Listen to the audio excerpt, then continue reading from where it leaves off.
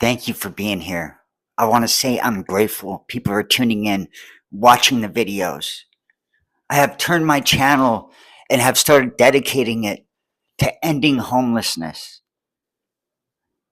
My path, my purpose in life, from where I've been to where I'm at now, is a model of what can happen, what will happen, needs to happen.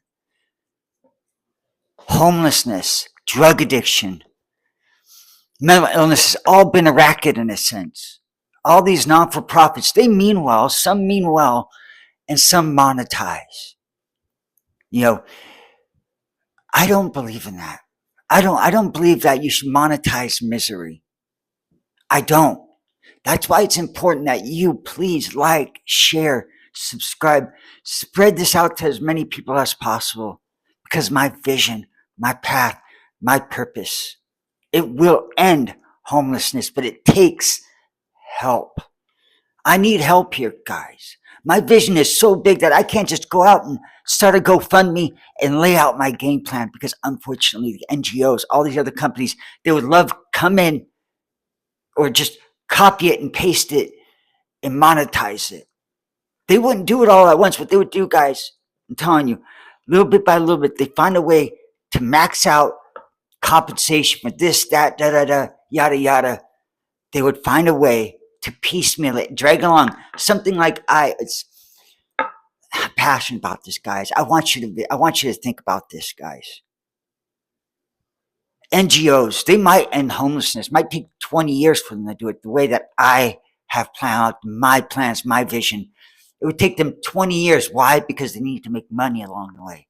Drag it along. All the while, people are out there hurting. They're dying, overdosing, losing hope, losing faith on life itself. Homeless people are doing that daily. I'm talking about ending homelessness, at least in my state, and I live in Washington, within the next year. Once I roll this out, when I get the capabilities of rolling it out. It takes time. But I'm talking about when the groundwork's laid, I'm talking about ending homelessness in my state in a year, homelessness in America in 2. Globally, I'm not sure. Other globes, there's different laws, different regulations. When I was born, when I was growing up as a kid, I didn't think I'd be doing this. I didn't think this was my path and my purpose. I honestly didn't think this is where I'd be at today in my life. I could go off and make a ton of money, go in all these different directions and make money my master. I could. But I'm going to leave this earth better than when I came in. And there are homeless people out there every day giving up hope on life. This isn't just me getting up on a soapbox and just feeding you a line of crap. I can't get on, like I said, I can't get on GoFundMe and put my game plan out there. I just can't do it. I have to start grassroots, work my way up. I have to be able to earn your trust. I have to let you know who I am. So I'm going to start. I started using drugs and alcohol when I was 6 years old. I started drinking when I was 6 years old. After that, I worked in the marijuana. I was about 11 years old. Marijuana turned into methamphetamines. And I did that for quite a long time until I met my ex. Then I was strung out on heroin, methamphetamines, marijuana, a laundry list of drugs. And then I moved on to fentanyl. And fentanyl scared me straight. I lost a cousin to fentanyl. And I started looking around me. I started noticing everything that I knew growing up. The people around me, my fellow Americans, were dying. We're talking about hundreds of thousands of people. It has to change. We have to revolutionize. We have to change what they call aiding homelessness. We have to revolutionize. We have to evolve into something bigger. Something bigger and better. We have to. We're behind the ball on things, guys. When fentanyl hit the streets, see, you have to figure this. When the pandemic hit, It was lawlessness, homeless. You couldn't get a place to stay when you were homeless. I was living in a garage with fellow addicts in a garage in the middle of downtown Seattle.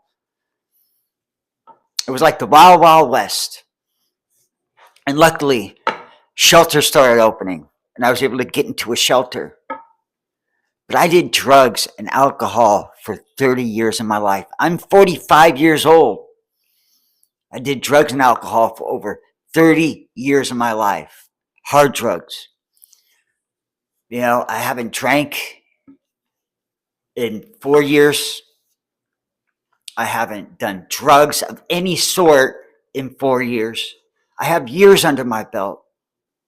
I was homeless. I got clean and sober. I did it. I have the resume. I have the building blocks. But you need to get this out there. Could you imagine ending homeless? How big that is. And not many people get on YouTube. Hey, I'm going to end homelessness. I need your help. Not many people do that because it's a hard load to take on. But that's my mission in life. That's what God has instilled in me to do. You have to think of this, guys. Those who survive fentanyl addiction, and this is just one demographic. Those who survive long-term fentanyl addiction, their bodies are broken down. Fentanyl ages you 10 times faster, I think, than any other drug I've seen. They're broken down. They're unable to work at age 25, unable to physically work. And Social Security can only go so far.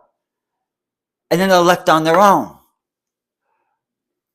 In their eyes, they think they have nothing left to live. Those who want to get off of fentanyl, they think they have nothing left to live for. There's no long-term benefit for them to quit. This is what they're thinking. Even though their bodies are shutting down and no amount of fentanyl is killing them, they're realizing that they're going to have to live through it. It's like living through hell. Fentanyl addiction is like living through hell, and I'm not joking. It's not like how heroin was. It's nothing like methamphetamines. It's nothing like that. It's like living in hell.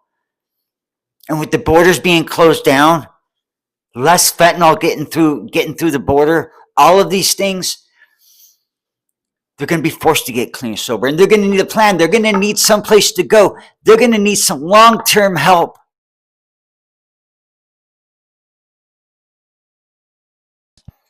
I know that's a lot to take in. And I know I'm passionate about this. And just thank you for following along and being here for me. It takes good people like you to get this out there. This is bigger than me and you. That's how big this is. This is, honestly, I say it wholeheartedly with my hand to God that my vision, my plan, it's applicable, it's sustainable, long term, in so many ways. It truly is the end to end all. It comes from a good place. I'm a kind-hearted person with full of love. And by all aspects, what I've been through, I shouldn't be this happy today. But I didn't let what I went through harden my heart. And I'm hoping you're the same type of person that just wants to make a change. You just don't know how. And you know this is the right way. Thank you. And it simply just takes you to like, to share, and subscribe. Share this content with others. I will be here almost on a daily to update you, to give you more information about such a big topic that needs to be talked about. So help me to pass this on. Take care, guys. I'll see you in the next one. Bye.